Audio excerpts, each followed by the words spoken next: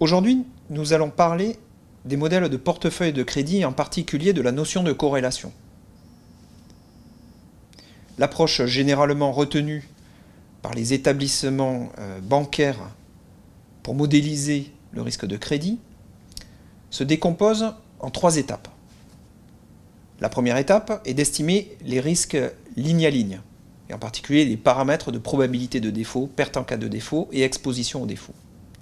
La deuxième étape, c'est d'estimer les corrélations et les dépendances entre les défauts. Et enfin, la troisième étape consiste à calculer la distribution des pertes pour le portefeuille dans son ensemble et de déterminer la contribution de chaque ligne au risque total de ce portefeuille.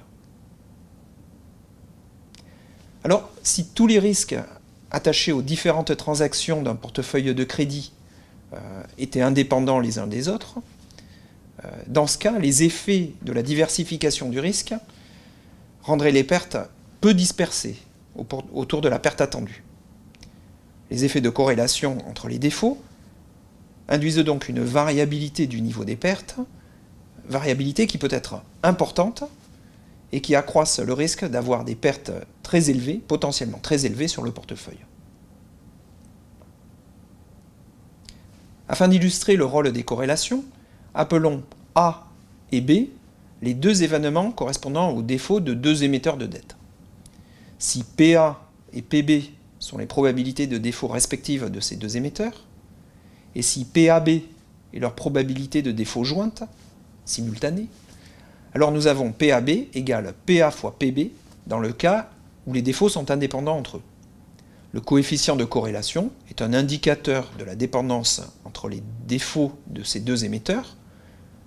ρAB égale PAB moins PA fois PB divisé par l'écart type de l'événement de défaut de A égale à racine de PA fois 1 moins PA et l'écart type de l'événement de défaut de B lui-même égal à racine de PB 1 moins PB.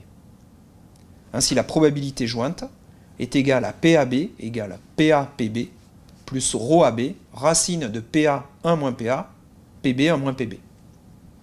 Alors pour fixer les ordres de grandeur, supposons PA égale PB égale 1%. Si la corrélation de défaut de A et de B est nulle, alors la probabilité jointe de défaut de A et B est égale au produit PA fois PB égale à 0,01%. Si en revanche la corrélation des défauts de A et B, ρAB, est égale à 10%, nous obtenons PAB environ égal à 0,1%, qui est une valeur 10 fois supérieure à la valeur que nous avons obtenue dans le cas de défauts indépendants. Ainsi, la corrélation est le principal facteur explicatif des défauts multiples dans un portefeuille. Dans le cas d'un portefeuille homogène de n actifs indépendants ayant la même probabilité de défaut que nous appellerons petit p, nous pouvons calculer la loi statistique des défauts. En effet, la probabilité d'avoir k défauts parmi n actifs suit la loi binomiale, comme indiqué par la formule ci-contre. Dans l'autre cas extrême, où la dépendance entre les défauts est parfaite, ce qui correspondrait à une corrélation égale à 100%, alors soit tous les actifs font défaut simultanément, avec probabilité petit p, soit aucun actif ne fait défaut, avec la probabilité 1 moins p. Dans ce cas, la distribution des pertes du portefeuille est une variable de Bernoulli, de paramètre petit p. Un modèle à un facteur est un modèle possible pour interpoler entre ces deux cas extrêmes, c'est-à-dire pour introduire de la corrélation, de la dépendance entre les défauts. Supposons qu'il existe une variable aléatoire y de densité petit f, telle que la probabilité de défaut des actifs du portefeuille soit une fonction p de y, de cette variable. Nous donnerons une interprétation économique de ce modèle dans le prochain paragraphe. Conditionnellement à la réalisation de la variable y, les défauts du portefeuille sont indépendants entre eux.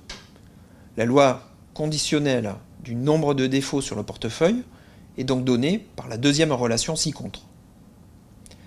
La loi inconditionnelle du nombre de défauts s'obtient donc par intégration sur l'ensemble des valeurs possibles de la variable y, donnée par la troisième relation ci-contre.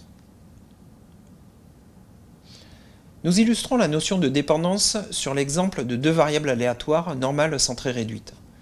Dans ce qui suit, nous ne détaillerons pas la théorie générale des copules, qui est le cadre mathématique et conceptuel d'étude de la notion de dépendance. Il faut simplement retenir que deux variables aléatoires peuvent avoir des structures de dépendance ayant des dépendances très variées, en ayant des lois marginales qui ne changent pas.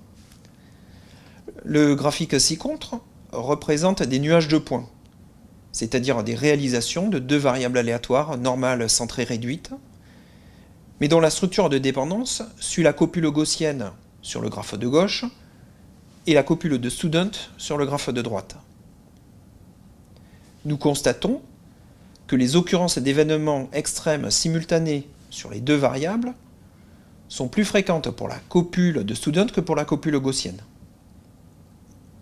Illustrons à présent une méthode pour corréler les défauts tels qu'utilisés dans les banques et les agences de notation pour modéliser les risques de crédit dans les portefeuilles. Considérons un portefeuille de crédit de n lignes qui serait, pour simplifier, équipondéré. Sur un horizon de temps d'une période, 1 an par exemple, nous modélisons le risque de défaut de la ligne I à l'aide d'une variable RI normale centrée réduite. L'événement de défaut est décrit par une variable de Bernoulli, DI égale indicatrice que RI soit inférieur ou égal à un certain seuil SI. La valeur de SI est le seuil de déclenchement du défaut. La probabilité de défaut associée à la ligne I est donc par définition P de RI inférieur ou égal à SI égale N de SI, où N est la fonction de répartition de la loi normale. Dans un cas réaliste, les défauts sont corrélés, et une manière de modéliser cela consiste à introduire la dépendance sur les variables RI, que nous interprétons, ainsi que nous l'avons vu dans un chapitre précédent, comme le rendement des actifs de l'entreprise I dans le modèle de Merton. Nous considérons un portefeuille homogène, dans lequel tous les actifs ont la même probabilité de défaut, SI égale S pour tout I, et toutes les corrélations des rendements d'actifs RI avec RJ, 2 à 2, sont égales à un coefficient qui s'appelle ρ. Si nous introduisons n plus 1 variable aléatoire normale centrée réduite f et epsilon i allant de 1 à n, toutes indépendantes 2 à 2, nous pouvons alors poser RI égale racine de ρf plus racine de moins ρ fois epsilon i. Les variables RI ainsi obtenues forment un vecteur gaussien centré réduit multivarié. Le facteur f s'interprète comme un facteur de risque systémique décrivant l'état de l'économie, facteur commun à tous les émetteurs du portefeuille. Les facteurs epsilon i sont les facteurs spécifiques à chaque ligne. Le paramètre de corrélation apparaît donc comme un facteur de sensibilité à la conjoncture économique. En résumé, qu'avons-nous appris? Tout d'abord, la modélisation des risques de crédit au sein d'un portefeuille repose sur une évaluation des corrélations et des dépendances. Ensuite, la corrélation est liée à la loi jointe des défauts, en référence à la théorie des copules. Selon la structure de dépendance choisie, les événements extrêmes simultanés sont plus ou moins probables.